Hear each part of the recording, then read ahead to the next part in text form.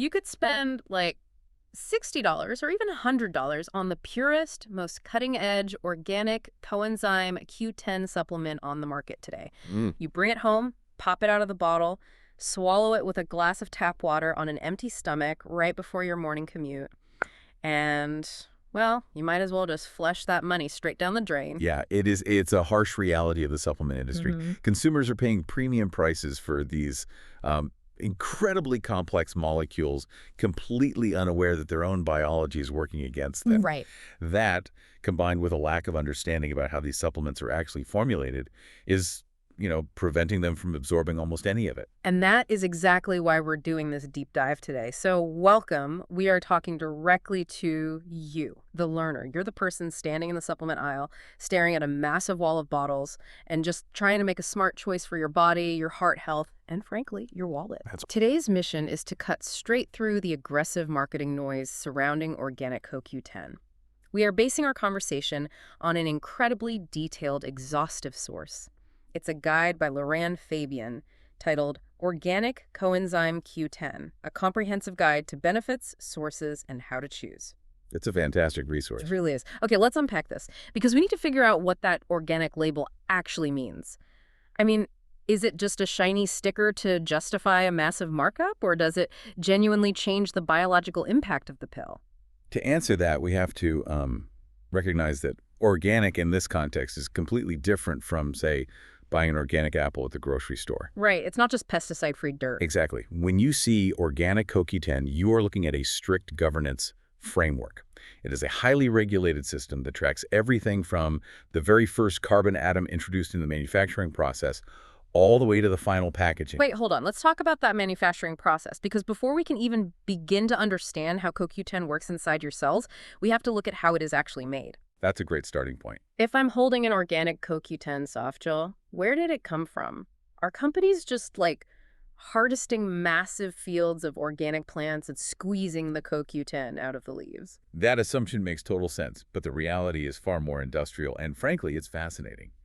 The vast majority of organic CoQ10 is not extracted from plants or animal tissues at all. Oh, really? No, it's produced using microbial fermentation. We're talking about specific strains of yeast or bacteria that have been biologically engineered to synthesize CoQ10 inside massive, highly controlled metal bioreactors. So it's basically brewing, like brewing a giant batch of high-tech organic kombucha. The mechanics are very similar, yeah. Just like brewing kombucha or, baking bread, the microorganisms need fuel to do their job and multiply. Right, they need to eat. Exactly. In a certified organic framework, the fermentation process must use organic substrates as that fuel. So the manufacturer might feed the yeast-certified organic sugar as its primary carbon source. Okay, and because it is in a closed bioreactor, the inputs perfectly dictate the purity of the output. Precisely. But if we're just feeding organic sugar to yeast in a giant metal tank, and fermentation is this highly efficient, naturally scalable process, why is organic certification so difficult for companies to achieve? Well, if we connect this to the bigger picture, the certification has to cover every single molecular step, not just the sugar going in. Ah, I see. The real hurdle is getting the CoQ10 out of the bacteria once they actually finish making it. In conventional manufacturing, companies use cheap, harsh chemical solvents to break everything apart and purify the CoQ10. Nasty stuff. Very. And under organic rules, those synthetic solvents are strictly banned because they can leave toxic residues in the final product. So how do they get it out cleanly then? They are restricted to using highly controlled substances, things like purified water, organic ethanol, or a really fascinating process called supercritical carbon dioxide extraction. Supercritical carbon dioxide? That sounds like rocket fuel. What is that actually doing? It's incredible physics, honestly. Put simply, they take carbon dioxide gas and apply immense pressure and specific temperatures until it reaches a state where it acts like both a gas and a liquid at the same time. Whoa. Yeah. In this supercritical state, it washes over the fermented batch and acts as a brilliant, totally clean solvent. It pulls the pure CoQ10 out, and then here's the best part. When the pressure is released, the carbon dioxide just evaporates back into thin air. Leaving nothing behind. Exactly. Yeah. There is zero chemical sludge left behind. That is incredible. And I imagine that plays heavily into why Fabian's guide emphasizes the sustainability of this method. It's the absolute cornerstone of sustainable manufacturing. because microbial fermentation and clean extraction methods like the supercritical CO2 we just talked about allow for closed-loop processing. Meaning nothing goes to waste. Right. The waste is minimized, the carbon dioxide and ethanol are captured and recycled for the next batch, and you are not stripping thousands of acres of land to harvest trace amounts of a molecule. It perfectly aligns with sustainable farming and circularity principles. Okay, so we have this pristine, sustainably brewed, completely pure CoQ10 powder. But having a clean molecule is useless if you cannot actually get it into your bloodstream. It really is. If you just swallow that dry powder, it sounds like your body is going to reject most of it. Why is that? Because coenzyme Q10 is highly lipophilic. That is a biological term meaning fat-loving. It absolutely does not dissolve in water. And our bodies are mostly water. Exactly. Your digestive system is a highly aqueous, watery environment. If you drop a pure dry powder of a fat-loving molecule into a watery stomach, it just clumps up. Oh, yuck. Yeah, your body simply cannot absorb it efficiently. It just passes right through you. Which brings us to the massive marketing war you see on every single supplement shelf. If you walk into a health food store right now, you will see two different words plastered on the bottles, ubiquinone and ubiquinol. Yes, the great debate. What is the actual difference between these two? They are simply the two natural states of the exact same molecule. Ubiquinone is the oxidized form and ubiquinol is the reduced form. Let's translate that chemistry for the listener. What do oxidized and reduced actually mean for the cells in our body? Think of CoQ10 as a cellular sponge. Okay, a sponge. Ubiquinone, the oxidized form, is like a sponge that has been wrung completely dry. It is missing electrons. Got it. When your body takes that ubiquinone and physically converts it into ubiquinol, it is essentially filling that sponge with electrons. Your body then uses that fully loaded ubiquinol to neutralize free radicals, dispensing those electrons to prevent cellular damage. So your body needs it in the reduced form, the ubiquinol, to actually use it as an antioxidant. Yes, exactly. And because your body has to do the physical work of converting ubiquinone into ubiquinol, the supplement industry saw a massive marketing opportunity. Of course they did. They began selling pre-converted ubiquinol, heavily marketing it as having vastly superior immediate bioavailability. The pitch is essentially, hey, why make your body do the work? Buy our ubiquinol for faster absorption. Here's where it gets really interesting, though, because reading Loran Fabian's guide, that marketing narrative starts to look extremely fragile. It really does. The body's efficiency in making that conversion is not some fixed rate. It varies wildly based on your age, your baseline health, and genetic factors. Right. The clinical results comparing the two forms are highly heterogeneous. That just means they are incredibly mixed.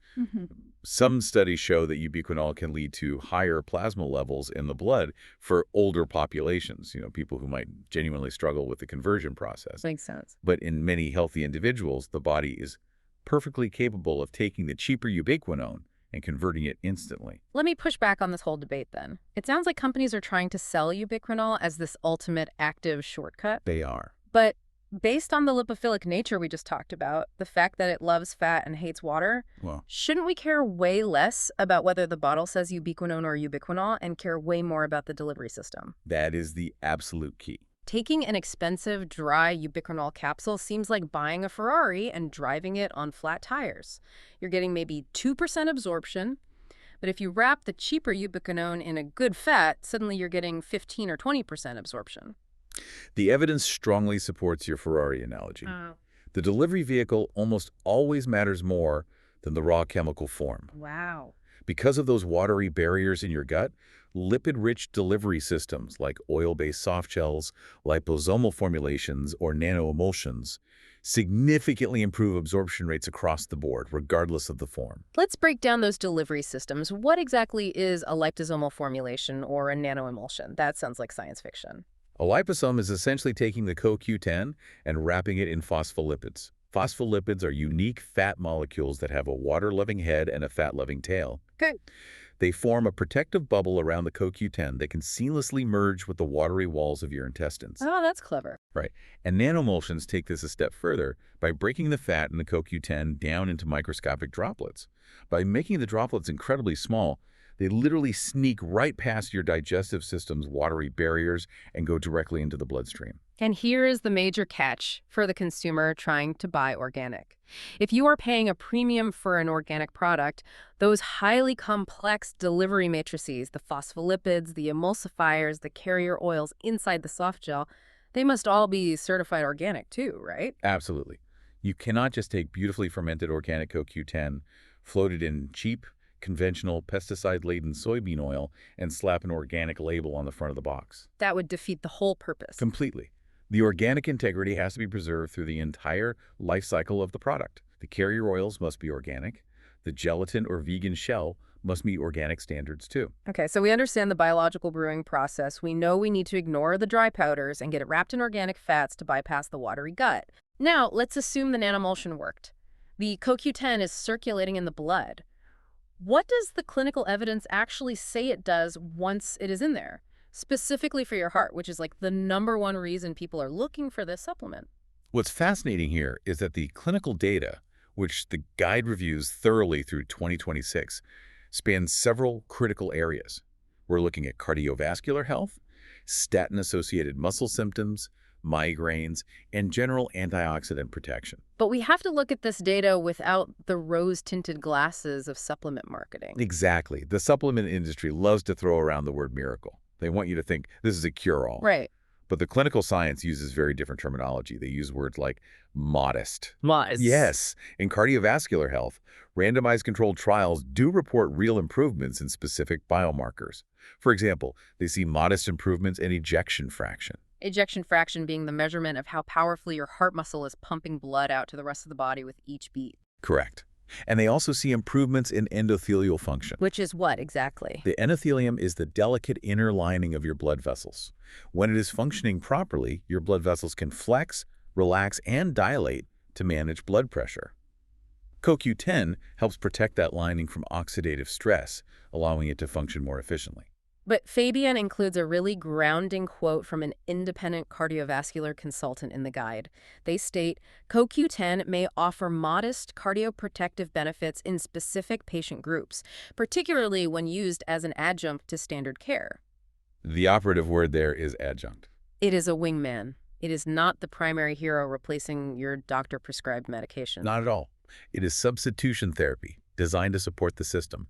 We see a very similar narrative when looking at statin medication. Statin? Yeah, statins are vital cholesterol-lowering drugs, but they are notorious for causing muscle pain and weakness in a specific subset of patients. And why is that? Why do statins hurt the muscles? Statins work by blocking a specific biological pathway in the liver that produces cholesterol.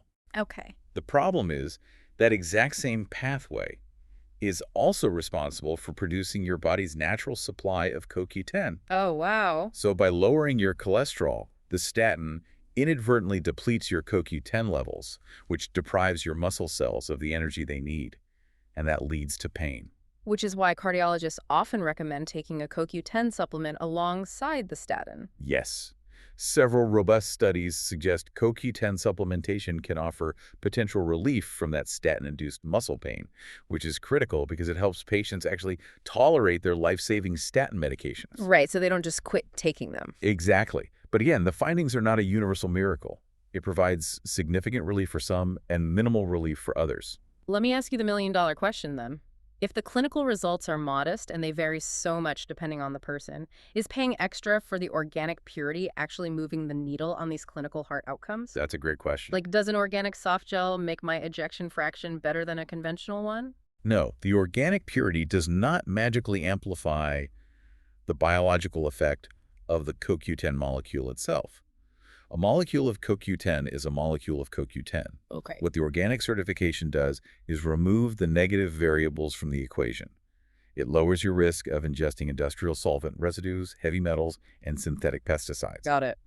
You are ensuring that you are not inadvertently burdening your liver with low-grade toxins while simultaneously trying to improve your endothelial function. That makes perfect sense. It's about protecting the baseline.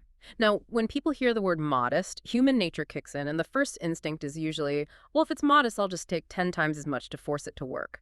Is that dangerous? Surprisingly, no. CoQ10 has an incredibly strong safety profile. Really? Yeah, it is extremely well tolerated, even at high doses. Most typical supplemental doses range from 100 to 300 milligrams per day. Okay. But long-term studies have shown excellent tolerability at 300 to 600 milligrams a day.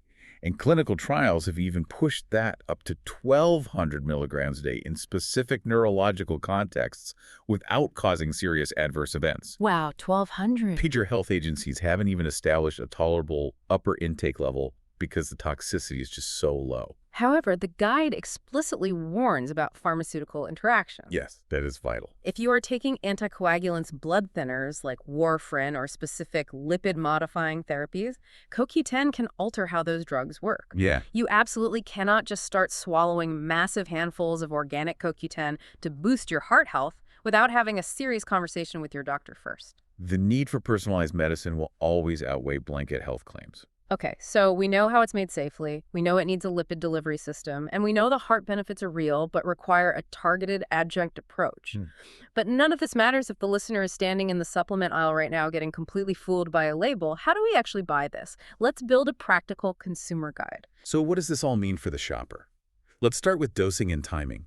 We established the typical daily dose is 100 to 300 milligrams. But as you mentioned at the very beginning of this deep dive, you should never take it with just a glass of water on an empty stomach. Because it is a fat-loving molecule? Exactly. To maximize the absorption and health impact, you need to pair it with dietary fat. Like breakfast. Yeah, take it in the middle of a meal that contains healthy fats, like avocados, olive oil, or nuts. Furthermore, Fabian's guide highly recommends utilizing split dosing. Meaning you literally break the pill in half. Or just buy smaller dosage pills. Instead of taking one massive 200 milligram pill in the morning, taking 100 milligrams in the morning and 100 milligrams at dinner helps maintain steady, consistent plasma levels in your blood throughout the entire day. That is a great actionable tip. Now let's talk about the actual shopping experience. We need to talk about the red flags on the packaging. The biggest trap I see highlighted in the source material is the word natural. Ugh, yes.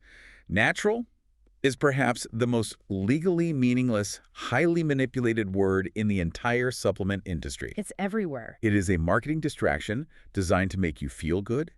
It is absolutely not synonymous with certified organic. A product can be labeled 100% natural and still have been extracted using harsh chemical solvents. So if we completely ignore natural, what are the real red flags we should be aggressively looking out for? You want to watch out for vague sourcing details. If the bottle doesn't tell you exactly who made it or where the ingredients came from, put it down. You also want to look for the absence of a COA or a certificate of analysis. Let's define that for the listener. What is a COA? A certificate of analysis is an official document from a laboratory proving that the specific batch of the product you just bought actually contains the exact amount of CoQ10 listed on the label. Okay. And that it has been thoroughly tested for heavy metals and solvent residues. Quality organic brands will make their batch-specific COAs easily accessible on their website. So what does this all mean for the ultimate checklist the listener should bring to the store? This raises an important question, right? Because your checklist should consist of 3 non-negotiable items. Ready? 1, look for a clear, legally verifiable organic certification mark, like the USDA organic seal. Got it. 2, look for GMP, or good manufacturing practices, statements on the bottle. And 3, beyond the organic seal, demand to see third-party testing logos, specifically from organizations like USP, NSF, or ISO. Which is super interesting. Why do we need independent third-party testing if the bottle is already legally certified organic? I'm so glad you brought this up. Because the organic label is essentially the background check on the chef in the kitchen, right? Exactly. It tells you the farm was clean, the yeast was fed organic sugar, and the bioreactor didn't use harsh solvents. It proves the process was pure. But the NSF or USP label, that is the health inspector showing up and testing the actual meal right before you eat it. That is the perfect distinction. The regulatory landscape for supplements, especially in the U.S., relies heavily on post-market enforcement. Companies do not have to prove their pill works before they sell it. That's wild. It is. An organic seal guarantees the process, but independent third-party testing from NSF or USP proves the final product in the bottle actually contains the stated potency, has not degraded on the shelf, and is free of any hidden adulteration. You really need both the organic seal and the third-party seal for total confidence. Okay, we have covered a massive amount of ground today. Let's quickly synthesize this journey so you, the learner, can take immediate action. Please do. Your takeaway today isn't just to blindly buy the word organic. It is to realize that the organic label is only step 1.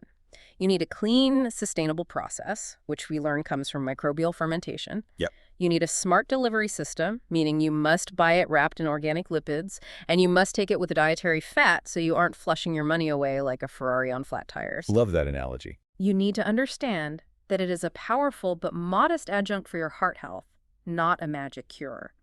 And finally, you need the receipts to prove it is real, which means demanding third-party testing like NSF or USP. The most immediate application for you right now, walk into your kitchen, open your supplement cupboard, and check your bottle of CoQ10. Are you splitting your doses? Are you taking it with a meal? And look closely at the label. Do you see an independent testing logo next to that organic seal?